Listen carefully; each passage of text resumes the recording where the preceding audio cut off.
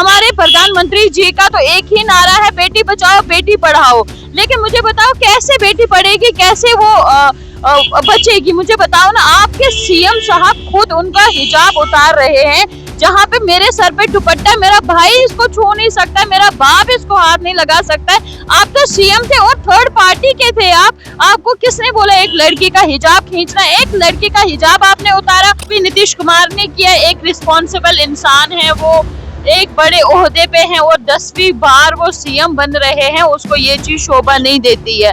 मुझे लगता है वो बुजुर्ग हो गए हैं, इसलिए उनकी जो मानसिकता है वो कहीं ना कहीं खराब हो चुकी है। अगर आप मुझे बताएं, उस लड़की को आपने हिजाब खींचा, क्या वो फर्स्ट टाइम वहाँ पे आई है? उसने पढ़ाई कहीं नहीं की है, उसने किसी स्कूल में नहीं पढ़ा है, उसने किसी यूनिवर्सिटी में नहीं पढ़ा है, उसने वो डिग्री हासिल करी हुई। आपने एक बार भी नहीं सोचा मैं क्या कर रहा हूँ? आप उसके दादा के समान है, आपने इतनी बेहुदा हरकत कर ली, आपने उसके हिजाब को खींचा।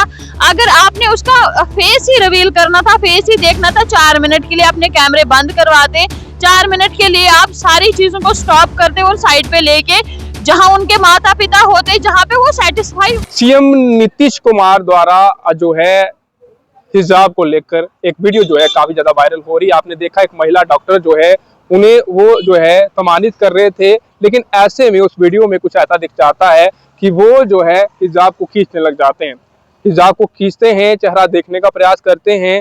तो जिसके बाद सोशल मीडिया पे तमाम चैनल्स पर जो है ये वीडियो वायरल हो जाता है और आप देखते हैं कई सारी उल्लंघना जो है इस वीडियो की जा रही है। कहा जा रहा है कि ये बिल्कुल गलत है, ऐसा नहीं होना चाहिए।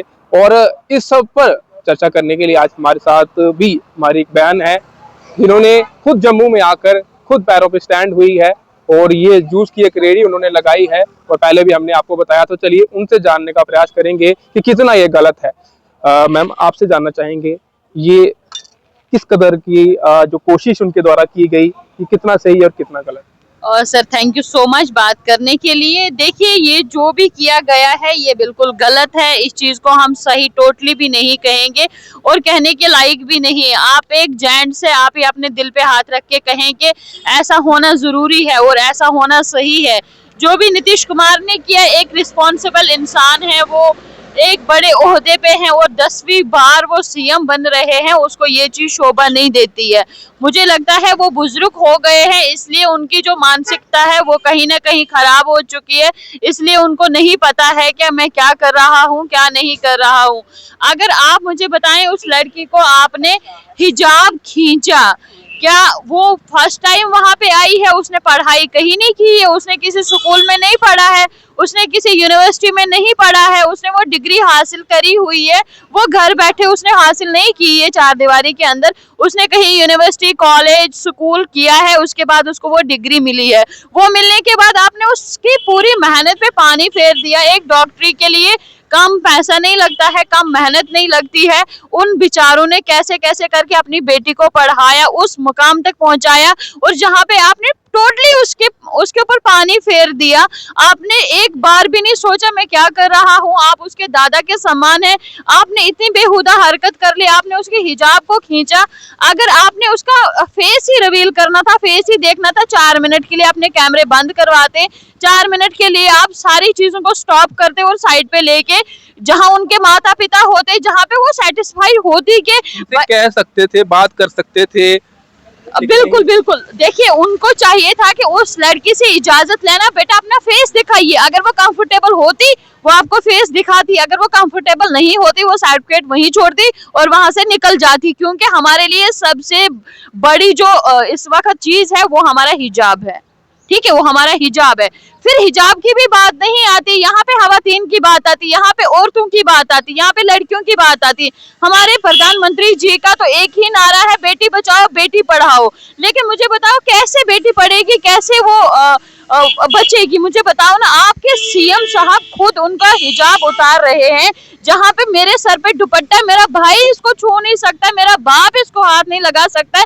आप तो सीएम थे और थर्ड पार्टी के थे। आपको किसने बोला एक लड़की का हिजाब खींचना? एक लड़की का हिजाब आपने उतारा और इतनी दुनिया में, इतने मीडिया में ऑन कैमरे पड़े हुए, आप क्या दिखाना चाहते थे, आप करना क्या चाहते थे, हमें यही समझ नहीं आया। और वो अभी तक शर्मिंदा नहीं है, उनकी सिक्योरिटी इतनी ज्यादा बढ़ा दी कि उसको कौन मारेगा, मुझे बताओ कौन मारेगा उसको, क्या चट्टी पड़ी है मारने की, किसी को क्या चट्टी पड़ी है मारने की। इस टाइम पे कोई भी उसको अप्रिशिएट नहीं करता है, ना उसका रेजिग्नेशन है कहीं पे, ना उसका मतलब माफीनामा है कहीं पे। मेरी रिक्वेस्ट है हमारे जो हमारे यहाँ अपने जो हमारे पीएम मोदी साहब हैं, उनसे मेरी रिक्वेस्ट है, आप इसको अपनी पार्टी से बाहर करें। और दूसरी बात, इसको बोलें कि माफी मांगे, इसको उस हर हिंदुस्तान की औरत से माफी मांगनी चाहिए, पैर पकड़ के माफी मांगनी चाहिए जो उसने गंदी हरकत की है।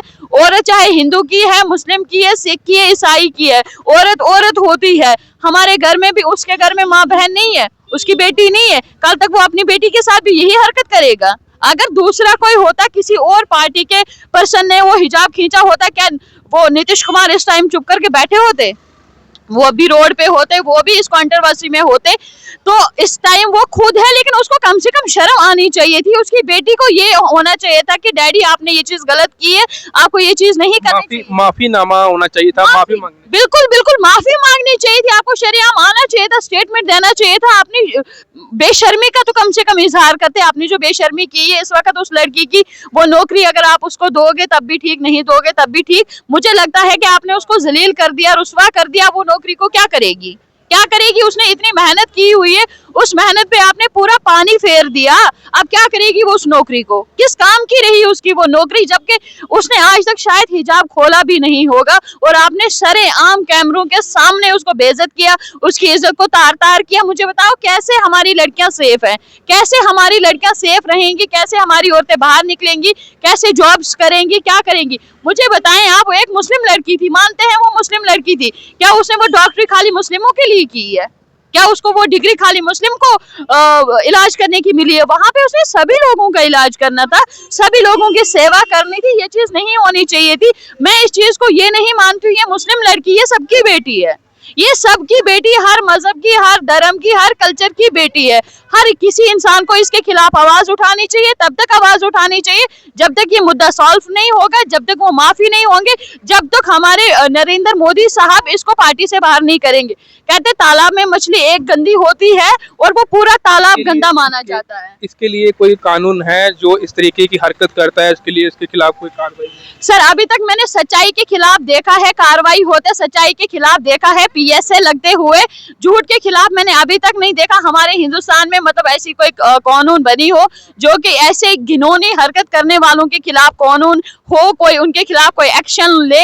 अभी तक तो मैंने ऐसा नहीं देखा। हाँ, सच्चाई के खिलाफ मैंने पीएसए भी लगता देखा है, लोगों के घर भी गिरते देखे हैं, लोगों के साथ नाइंसाफी भी होते देखी है, एक गरीब के साथ जुल्म होते देखा है, एक गरीब रोड पे रेहड़ी लगाता उसके खिलाफ में अत्याचार होते देखा है। लेकिन ये जो झूठ है, जो क्राइम करते हैं, उनके खिलाफ अभी तक कोई कार्रवाई नहीं हुई है, मैंने ये नहीं देखा है।